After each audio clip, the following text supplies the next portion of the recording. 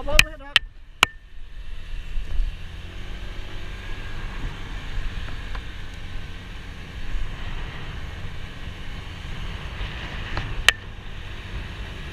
โอเคสวัสดีครับพบกับช่องเลือดสตอรี่กันนะฮะเข้าดูรายการหนุ่มไบเกอร์นะฮะไหวมาแรงไปฮะ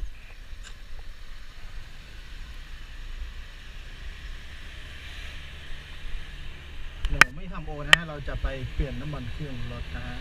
วันนี้ก็ครบรอบนะฮะครบรอบ 1,000 กิโลนะฮะแล้วก็เราจะไปรับป้ายขาวของรถจักรยานยนต์นะฮะวันนี้เขาก็สีไปรับป้ายขาวนะครับหลังจากเขาสีแดงป้ายแดงเรียบร้อยแล้วนะฮะเวลาเขาเบรกก็ต้อง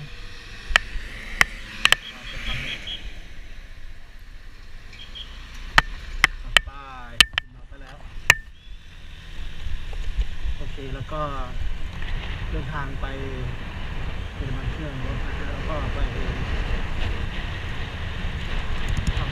รับป้ายขาวนะฮะไม่ได้ติดป้ายขาวครับก็ไป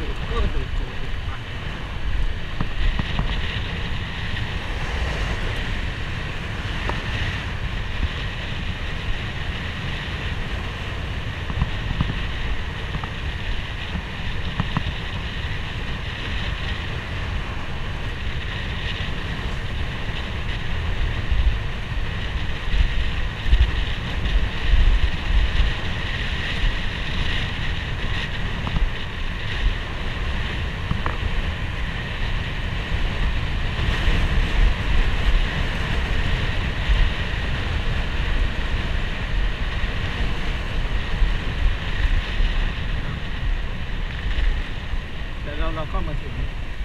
3 แยกมันนั้น4 แยกเราก็มาถึง4 แยก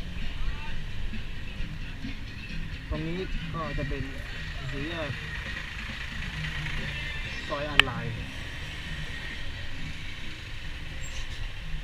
มาแล้วซอยออนไลน์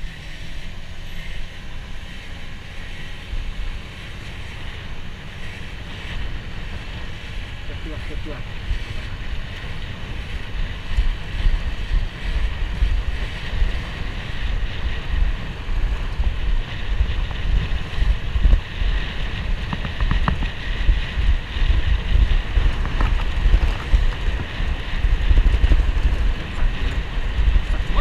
หมดโอ้ยเลยสั่ง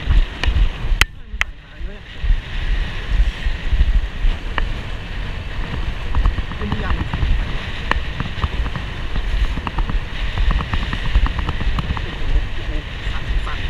สั่นพูดเท้ากูพังโคตร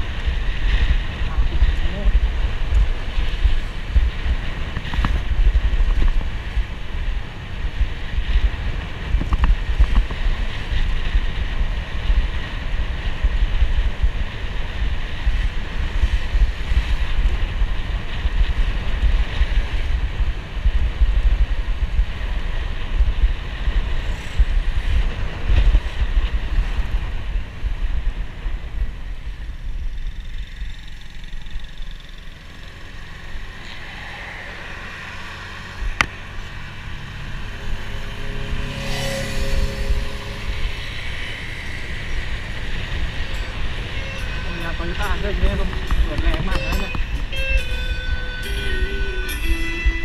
ฟังเพลงด้วยนะฟังเพลงสักเพลงสัก 1 ผลงานเพลงหน่อยฮะจัดมาฟังเพลงครับ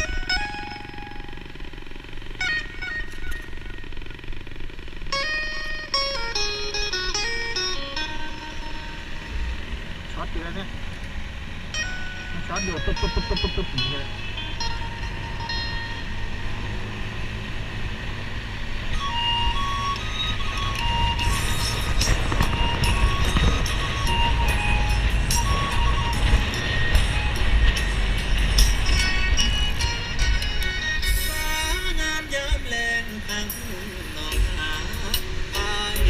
เบิ่งฟ้าเป็นทอดแก้วตา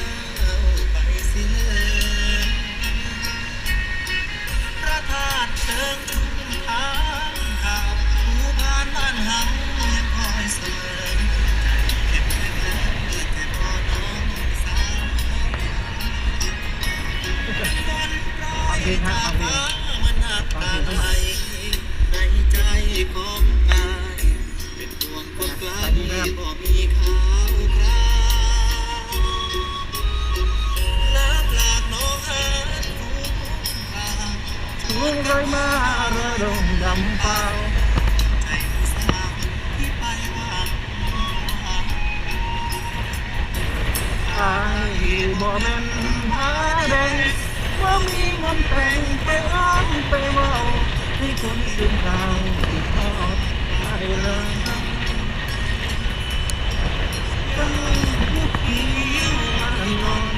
ไปหลงคำบอนของคนดีกัน